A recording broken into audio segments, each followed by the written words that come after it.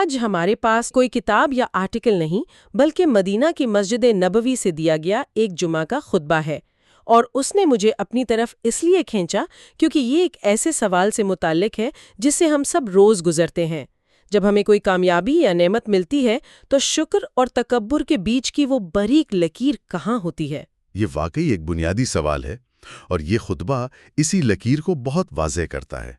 اس کا مقصد صرف یہ بتانا نہیں کہ کیا صحیح ہے اور کیا غلط، بلکہ یہ ہماری نفسیات اور سماجی رویوں کی گہرائی میں اترتا ہے کہ ہم نعمتوں پر رد عمل دیتے کیسے ہیں۔ تو آج ہم اسی باریک فرق کو سمجھنے کی کوشش کریں گے کہ اللہ کی دی ہوئی چیزوں سے لطف اندوز ہونے اور ان پر اترانے میں کیا فرق ہے۔ تو آئیے شروع کرتے ہیں۔ خطبے کی ابتدا ہی دو قسم کے لوگوں کا موازنہ کرنے سے ہوتی ہے۔ ایک وہ ہیں جنہیں جب کوئی نعمت ملتی ہے تو وہ شکر ادا کرتے ہیں، اور دوسرے وہ جو اترانے لگتے ہیں۔ یہ تو ایک سیدھی سی تقسیم لگتی ہے۔ لگتی سیدھی ہے، لیکن اس میں گہرائی ہے۔ خطبے میں شکر گزار لوگوں کی خوشی کو صرف شکریہ کہنے تک محدود نہیں رکھا گیا۔ ان کی خوشی کو اللہ کے ذکر، اس کی حمد اور تعریف سے جوڑا گیا ہے۔ اس کا مطلب یہ ہے کہ ان کی خوشی سطحی نہیں بلکہ ایک روحانی تجربہ ہے۔ ان کی ایک خاص پہچان بتائی گئی ہے کہ جب ان کے پاس دولت آتی ہے تو وہ مغرور نہیں ہوتے، اور جب کوئی مشکل آتی ہے تو وہ مایوس یا بے صبرے نہیں ہو جاتے۔ ان کی زندگی میں ایک ٹھہراؤ، ایک توازن ہوتا ہے۔ اچھا، ایک طرف تو یہ متوازن شکر گزار لوگ ہیں، لیکن دوسری طرف کے لوگوں کی جو تصویر کھینچی گئی ہے وہ کافی شدید ہے۔ خاص طور پر وہ جملہ کہ یکسرون قلوب الضعفاء، یعنی وہ کمزوروں کے دل توڑتے ہیں۔ یہ صرف پیسے ضائع کرنے سے کہیں زیادہ سنگین الزام ہے۔ اس کا کیا مطلب ہے؟ یہ اس خطبے کا ایک بہت اہم نقطہ ہے۔ کمزوروں کے دل توڑنا صرف مالی مدد نہ کرنے کا نام نہیں ہے، یہ ایک نفسیاتی چوٹ ہے۔ جب کوئی شخص اپنی بے پناہ دولت، اپنی عالیشان پارٹیوں اور اپنی مہنگی گاڑیوں کی نمائش کرتا ہے تو وہ ان لوگوں کے دلوں میں ایک حسرت، ایک احساس کمتری پیدا کرتا ہے جو ان چیزوں کے متحمل نہیں ہو سکتے۔ یہ ان کی عزت نفس کو مجروح کرتا ہے، یہ انہیں یاد دلاتا ہے کہ وہ معاشرے میں کہاں کھڑے ہیں۔ تو یہ دل توڑنا ایک جذباتی تشدد ہے، اور خطبہ اسے تکبر کا براہ راست نتیجہ قرار دیتا ہے۔ یہ بہت گہری بات ہے۔ تو اس رویے کی، اس دل توڑنے کی وجہ کیا ہے؟ خطبہ اس کی جڑ میں کیا دیکھتا ہے؟ خطبہ اس کی 3 بنیادی وجوہات بتاتا ہے: دنیا کی محبت، خود پسندی اور دوسروں کو حقیر سمجھنا۔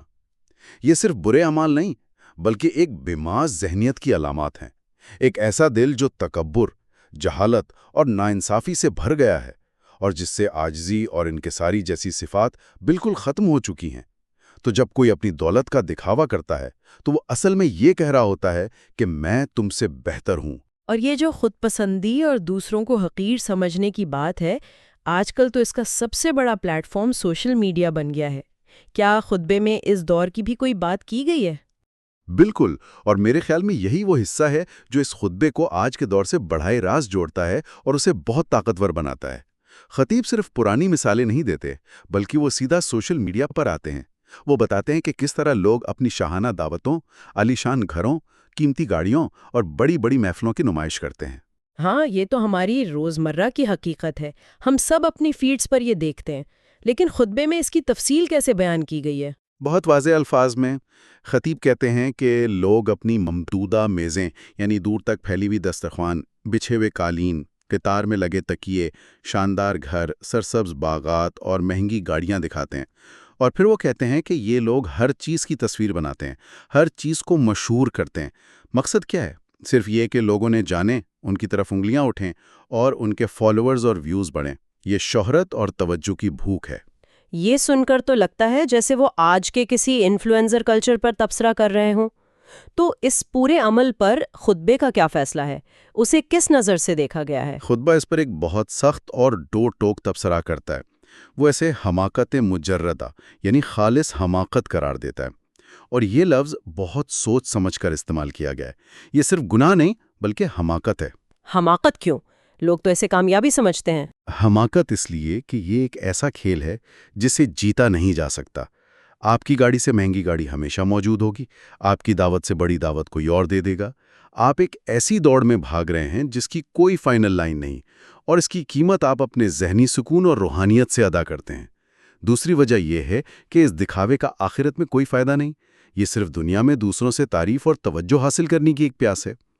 خطبہ اسے قرآن کی اس آیت کی عملی تفسیر کہتا ہے جس میں دنیاوی زندگی کو کھیل، تماشا، زینت، آپس میں فخر کرنا اور مال و اولاد میں ایک دوسرے سے بڑھنے کی کوشش قرار دیا گیا ہے۔ یہ دکھاوا اسی دوڑ کا ایک جدید ورژن ہے۔ سچ پوچھیں تو یہ حصہ سن کر مجھے خود اپنے انسٹاگرام فیڈ پر ایک نظر ڈالنے کا دل چاہا۔ یہ اتنا عام ہو گیا ہے کہ ہم شاید نوٹس بھی نہیں کرتے کہ کب ہم یادیں شیئر کرنے سے نکل کر دکھاوے کی طرف چلے جاتے ہیں۔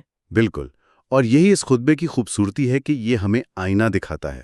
یہ سب سن کر خاص طور پر سوشل میڈیا والی بات تھوڑی مایوسی ہوتی ہے۔ ایسا لگتا ہے جیسے ہم ایک ایسے کلچر میں پھنس گئے ہیں جہاں دکھاوا ہی سب کچھ ہے۔ تو کیا اس ذہنیت سے نکلنے کا کوئی راستہ بھی بتایا گیا ہے؟ خطبہ اس دلدل سے کیسے نکالتا ہے؟ جی بالکل بتایا گیا ہے، اور اس کا علاج اتنا ہی گہرا ہے جتنی بیماری خود ہے۔ خطبہ اس غرور کا علاج ایک بہت ہی سنجیدہ اور بنیادی حقیقت سے کرتا ہے، اور وہ ہے موت کی یاد۔ یہ ایک دم سے موضوع کو بہت گہرا کر دیتا ہے۔ اور یہ ضروری ہے، یہ ایک جھنجھوڑ دینے والا حصہ ہے۔ خطبے میں بڑے اثر انگیز سوالات اٹھائے گئے ہیں۔ این اہل المنازل والدور، یعنی کہاں گئے بڑے بڑے گھروں اور محلات والے؟ پھر پوچھا جاتا ہے این قیاصرۃ القصور، یعنی کہاں ہیں محلوں کے قیصر؟ یہ سوالات انسان کو اس کی حقیقت یاد دلاتے ہیں کہ تم یہاں ہمیشہ کے لیے نہیں ہو، تم سے پہلے بھی بہت سے طاقتور اور دولت مند لوگ آئے اور چلے گئے۔ اور پھر تاریخی مثالیں بھی دی گئی ہیں، جیسے قوم سمود اور عاد کی۔ ان کا ذکر کیوں خاص طور پہ کیا گیا؟ کیونکہ یہ دونوں قومیں اپنی تعمیرات اور طاقت پر بہت فخر کرتی تھیں۔ سمود وہ لوگ تھے جو وادی میں چٹانیں تراش کر ناقابل تسخیر گھر بناتے تھے، اور عاد وہ قوم تھی جن کے بارے میں قرآن کہتا ہے کہ ان جیسا کوئی ملکوں میں پیدا نہیں ہوا۔ وہ اپنی جسمانی طاقت اور بلند و بالا عمارتوں پر اتراتے تھے، لیکن آج ان کا نام و نشان مٹ چکا ہے۔ یہ یاددانی اس لیے ہے کہ انسان سمجھے کہ اس کی بنائی ہوئی کوئی بھی چیز، چاہے وہ کتنی ہی مضبوط کیوں نہ ہو، اسے فنا سے نہیں بچا سکتی۔ تو اس یاددانی کا اصل پیغام کیا ہے؟ پیغام بہت واضح ہے۔ اختیاراً تکبر سے دستبردار ہو جاؤ، قبل اس کے کہ تم سے یہ سب کچھ زبردستی چھین لیا جائے۔ یہ ایک وارننگ ہے کہ اپنی حقیقت کو پہچانو۔ تم ایک کمزور، عاجز اور محدود بندے ہو جس کے لیے تکبر اور غرور کسی بھی طرح مناسب نہیں۔ اس نقطے کو مزید واضح کرنے کے لیے خطبے میں ایک بہت مشہور اور اثر انگیز حدیث بھی بیان کی گئی ہے، ایک شخص کے بارے میں جو اکڑ کر چل رہا تھا۔ جی، وہ حدیث تکبر کے انجام کی ایک خوفناک تصویر پیش کرتی ہے۔ حدیث میں آتا ہے کہ ایک شخص بہت خوبصورت لباس پہنے ہوئے تھا، اس نے اپنے بالوں میں کنگھی کی ہوئی تھی اور وہ بڑے فخر اور اکڑ سے چل رہا تھا کہ اللہ نے اسے زمین میں دھسا دیا اور وہ قیامت تک دھستا چلا جائے گا۔ یہ ایک ایسی کہانی ہے جو سننے والے کے ذہن پر نقش ہو جاتی ہے۔ یہ ایک بہت طاقتور مثال ہے، لیکن کیا اس سے یہ تاثر نہیں ملتا کہ اچھا لباس پہننا یا اپنی ظاہری شخصیت پر توجہ دینا ہی غلط ہے؟ کچھ لوگ اسے سن کر شاید یہ سمجھیں کہ اسلام سادگی کے نام پر غربت یا بدحالی کو پسند کرتا ہے۔ آپ نے بالکل صحیح سوال اٹھایا، اور یہی وہ سوال ہے جس کا جواب خطبے کا دوسرا حصہ دیتا ہے، اور یہیں پر اسلام کا توازن اور خوبصورتی سامنے آتی ہے۔ خطبہ واضح کرتا ہے کہ مسئلہ خوبصورت لباس کا نہیں تھا، بلکہ اس شخص کے دل کی کیفیت اور اس کی چال کی اکڑ کا تھا۔ وہ اپنی ذات پر، اپنی شکل و صورت پر اترانے لگا تھا، جس کی وجہ سے وہ اس انجام کو پہنچا۔ اسلام خوبصورتی اور اچھی چیزوں کے استعمال سے بالکل منع نہیں کرتا۔ تو پھر وہ لکیر کہاں ہے؟ ایک شخص اچھا لباس پہنے اور اللہ کی نعمت کا اظہار کرے، اور دوسرا وہی لباس پہن کر تکبر کرے، ان میں فرق کیسے کیا جائے گا؟ اس فرق کو واضح کرنے کے لیے خطبے میں دو بہت اہم اصول بتائے گئے ہیں۔ پہلا اصول ایک حدیث سے ملتا ہے، کلو وشربو وتصدقوا والبسوا فی غیر مخیلۃ ولا صرف، یعنی کھاؤ پیو صدقہ کرو اور پہنو، لیکن دو چیزوں کے بغیر، تکبر اور فضول خرچی۔ تو آپ اچھی سے اچھی چیز استعمال کر سکتے ہیں جب تک کہ آپ کے دل میں دوسروں کے لیے حقارت اور آپ کے عمل میں اسراف نہ ہو۔ اور دوسرا اصول کیا ہے؟ دوسرا اصول نعمت کے اظہار سے متعلق ہے۔ ایک اور حدیث میں فرمایا گیا، ان اللہ یحب ان تری نعمتہ علی عبدہ، یعنی اللہ یہ پسند کرتا ہے کہ اس کی نعمت کا اثر اس کے بندے پر نظر آئے۔ اس کا مطلب یہ ہے کہ اگر اللہ نے آپ کو دولت دی ہے تو آپ اچھے کپڑے پہنیں، اچھا گھر رکھیں، یہ ناشکری نہیں بلکہ ایک طرح سے نعمت کا اعتراف ہے۔ پھٹے پرانے کپڑے پہن کر یہ ظاہر کرنا کہ میرے پاس کچھ نہیں، یہ پسندیدہ رویہ نہیں۔ تو اس کا مطلب ہے کہ مسئلہ مال یا اچھی چیزوں کا نہیں بلکہ نیت اور رویے کا ہے۔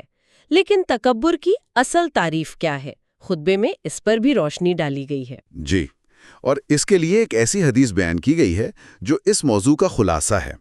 ایک صحابی جو خود بہت خوبصورت تھے اور جمال کو پسند کرتے تھے، نبی اکرم صلی اللہ علیہ وسلم کے پاس آئے اور انہوں نے پوچھا کہ مجھے اچھا لباس اور اچھا جوتا پسند ہے، اور مجھے یہ بھی گوارا نہیں کہ کوئی مجھ سے جوتے کے تسمے میں بھی فوقیت لے جائے، تو کیا یہ تکبر ہے؟ یہ تو بہت ہی ریلیٹیبل سوال ہے، آج بھی لوگوں کے ذہن میں یہ آتا ہے۔ بالکل، اور نبی اکرم صلی اللہ علیہ وسلم کا جواب سنہری حروف میں لکھنے کے قابل ہے۔ آپ نے فرمایا، نہیں، یہ تکبر نہیں، اللہ خود جمیل ہے اور جمال کو پسند کرتا ہے۔ پھر آپ نے تکبر کی وہ جامع تعریف بیان فرمائی جو ہر شک کو دور کر دیتی ہے۔ الکبر بطر الحق و غمت الناس، یعنی تکبر دو چیزیں ہیں، حق بات کا انکار کرنا اور لوگوں کو حقیر جاننا۔ اس تعریف کو تھوڑا اور کھولیں، حق کا انکار اور لوگوں کو حقیر جاننا، ان کا کیا مطلب ہے؟ اس تعریف کے دو حصے ہیں اور دونوں ہی بہت اہم ہیں۔ پہلا بطر الحق یعنی حق کو جھٹلانا۔ اس کا مطلب ہے کہ جب آپ کے سامنے کوئی دلیل یا ثبوت کے ساتھ صحیح بات آئے تو آپ اسے صرف اس لیے رد کر دیں کیونکہ وہ آپ کی انا کو ٹھیس پہنچاتی ہے یا آپ کے مفاد کے خلاف ہے۔ آپ جانتے ہیں کہ بات صحیح ہے لیکن مانتے نہیں کیونکہ آپ خود کو اس سے بالاتر سمجھتے ہیں۔ اور دوسرا غمت الناس یعنی لوگوں کو حقیر سمجھنا۔ یہ صرف غریبوں کو برا سمجھنا نہیں ہے بلکہ کسی کو بھی اس کے رنگ، اس کی نسل، اس کی نوکری یا اس کی زبان کی وجہ سے خود سے کمتر سمجھنا تکبر ہے۔ یہ تعریف تو ہر چیز کو بالکل واضح کر دیتی ہے۔ اس کا مطلب ہے کہ مسئلہ آپ کی گھڑی، آپ کی گاڑی یا آپ کے گھر کا نہیں ہے۔ مسئلہ آپ کے دل میں چھپی اس سوچ کا ہے کہ میں صحیح ہوں چاہے دلیل کچھ بھی ہو، اور میں دوسروں سے بہتر ہوں۔ بالکل یہی بات ہے۔ آپ اللہ کی نعمتوں کا شکر ادا کرتے ہوئے ان سے بھرپور لطف اندوز ہو سکتے ہیں، بشرطے آپ کے اندر یہ دو بیماریاں نہ ہوں: حق کو جھٹلانے کی ضد اور دوسروں کے لیے حقارت۔ اسلام غربت یا بدحالی کی تبلیغ نہیں کرتا، بلکہ وہ نعمتوں کو صحیح نیت اور صحیح طریقے سے استعمال کرنے کا سلیقہ سکھاتا ہے۔ تو آج کی اس پوری گفتگو کا خلاصہ یہ نکلتا ہے کہ یہ خطبہ صرف کچھ ممانعتوں کی فہرست نہیں ہے، بلکہ یہ ایک متوازن اور بامقصد زندگی گزارنے کا ایک مکمل رہنما اصول پیش کرتا ہے۔ شکر اور تکبر کے درمیان اصل فرق ہمارے دل کی حالت، ہماری نیت اور دوسرے انسانوں کے ساتھ ہمارے رویے سے ظاہر ہوتا ہے۔ اور ایک آخری نقطہ ہے جو اس خطبے کو مزید گہرائی دیتا ہے، اور وہ اس کا اختتام ہے۔ خطبے کا اختتام اجتماعی دعاؤں پر ہوتا ہے۔ خطیب صرف انفرادی اصلاح کی بات کر کے ختم نہیں کرتے، بلکہ وہ پوری مسلم امت، کمزوروں اور مظلوموں، خاص طور پر فلسطین کے لوگوں کے لیے دعا کرتے ہیں۔ اس کا کیا سگنیفیکنس ہے؟ اس کی بہت گہری سگنیفیکنس ہے۔ یہ اس بات کی ایک طاقتور یاد دہانی ہے کہ ایک سچا مومن صرف اپنی دنیا، اپنی نعمتوں اور اپنی ذات میں گم نہیں رہتا۔ تکبر انسان کو خود غرض اور خود مرکز بناتا ہے۔ وہ صرف اپنے بارے میں سوچتا ہے، جبکہ شکر گزاری انسان کے دل میں دوسروں کے لیے ہمدردی پیدا کرتی ہے۔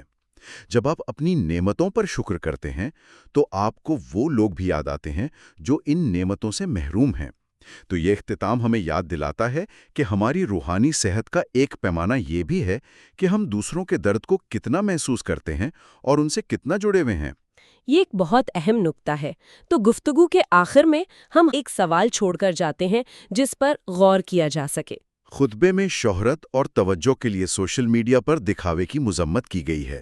آج کے دور میں جہاں ذاتی برانڈنگ اور آن لائن شناخت بہت اہم ہو چکی ہے، کوئی شخص اپنی زندگی کے لمحات شیئر کرنے اور اس ڈیجیٹل تفاخر میں پڑنے کے درمیان حد کیسے قائم کر سکتا ہے جس سے یہ خطبہ خبردار کر رہا ہے؟ یعنی نیت کا فرق عمل میں کیسے ظاہر ہو سکتا ہے؟